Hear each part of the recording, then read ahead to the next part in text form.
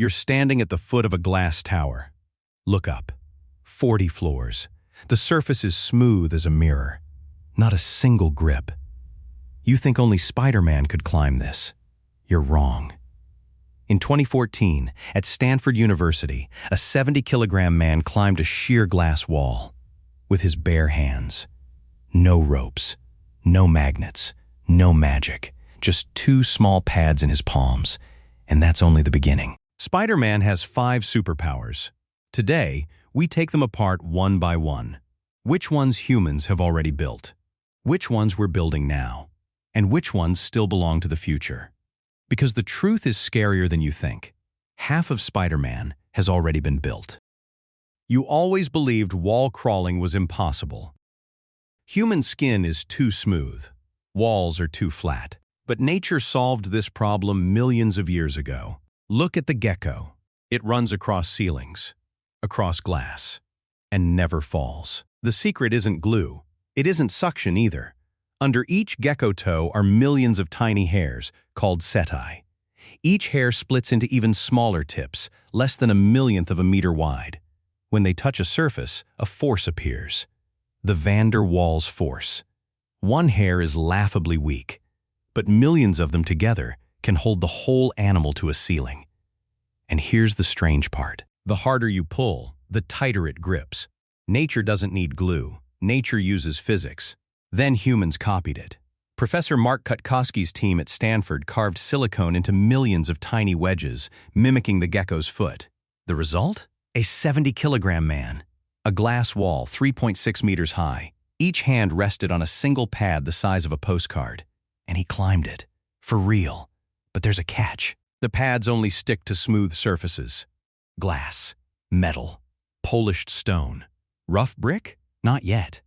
The U.S. military knew this. DARPA funded a program called Z-Man to let soldiers climb walls the same way. Wall crawling is no longer a superpower. It's a product waiting to be finished. Of all Spider-Man's powers, web shooting sounds the craziest. A thin thread, swinging between skyscrapers. Surely that's science fiction, right? The material is real, and it's scarier than in the movies. Spider silk has a tensile strength of about 1.5 gigapascals. Pound for pound, it's 5 times stronger than steel. It's tougher than Kevlar, the stuff in bulletproof vests. Darwin's bark spider weaves silk that absorbs 10 times more energy than Kevlar before it snaps. Scientists at the National University of Singapore calculated a number that stops you cold. A strand of spider silk as thick as a pencil could stop a flying Boeing 747. One strand. A plane weighing nearly 400 tons, and humans have already manufactured this silk. A Japanese company called Spiber doesn't farm spiders at all. They put spider silk genes into microbes, then brew the protein in tanks, almost like making beer. Their factory in Thailand makes about 500 tons a year. That silk has already gone into a North Face jacket. In the U.S., Bolt Threads grows engineered yeast to weave spider silk and turned it into ties and wearable fabric. But here's what the movies don't tell you. Humans have no silk gland. You can't shoot a thread from your wrist. What we can make is silk for surgical stitches, for armor, for biomedical materials, not for swinging across Manhattan. The hard part was never the thread. It's a body that can shoot it out. What about the spider sense? That tingle of danger down your spine just before a blow lands. That has to be magic. In 2013, a team at the University of Illinois at Chicago turned it into a suit. They called it Spider Sense. The suit is covered in ultrasonic sensors. They send out pulses. Then listen for the echoes. When an object comes close, the sensors press gently on your skin in the exact direction it's coming from. You don't see it. You feel it. They blindfolded volunteers, yet they still walked, dodged obstacles, and sensed someone stepping up behind them. At the same time, engineers built spider-inspired sensors so sensitive they could pick up speech and a heartbeat. A sixth sense. Not born with it, worn on the body. And strength? Spider-Man lifts a whole car. Today, a robotic suit called Guardian XO does the same. Its wearer lifts 90 kilograms but feels like just 4.5. U.S. Special Forces have ordered it. So have the Navy and Air Force. Russia has its own version, letting soldiers carry an extra 50 kilograms without tiring. And in factories, workers have started wearing support frames to haul heavy loads all day without wrecking their backs. But look closely. That strength doesn't come from your muscles. It comes from the suit, from the motor, from the battery. Take it off, and you're just you again. Spider sense, superhuman strength, we've reached them.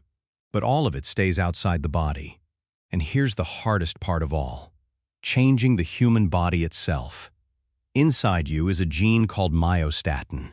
Its job is to hold muscles back, to keep them from growing too large. About 1 in a million people is born with this gene broken. Their bodies carry far more muscle than normal, from birth.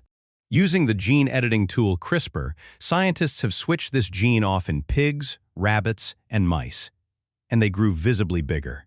Then in 2017, one man crossed the line. Josiah Zayner, a former NASA scientist, sat in front of a camera. He injected CRISPR-edited DNA into his own arm, live on stream, trying to switch off his own myostatin gene. It didn't work, but the message was clear. That line can be crossed by one person in a garage. And reflexes? The ability to dodge a strike in a split second? That we still haven't reached. But in 2024, Neuralink implanted its first chip into a human brain. By early 2025, at least 5 people were controlling computers with their thoughts alone. For now, it's for the paralyzed. But the door connecting the human brain to machines has cracked open. So let's count. Wall crawling, done. Super strong silk, done. Spider sense, in progress. Superhuman strength, in progress. Half of Spider-Man has stepped off the page. And there's something strange. The most magical parts, walls, silk, strength, turned out to be the easiest. The hardest part is what's inside us. Genes, reflexes, the brain. So now the question has changed. It's no longer, can we build a Spider-Man? The answer is almost yes. The new question is, should we? Will real power come from what we wear? Or from what we rewrite in our own blood? And if one day you could choose, how far would you go? Back to the glass tower. 40 floors. Still smooth as a mirror. But now you know. Climbing it takes no bite from a radioactive spider. It takes science. And a decision. Because Spider-Man was never really about the spider. It's about how far humans are willing to go to push past their own limits.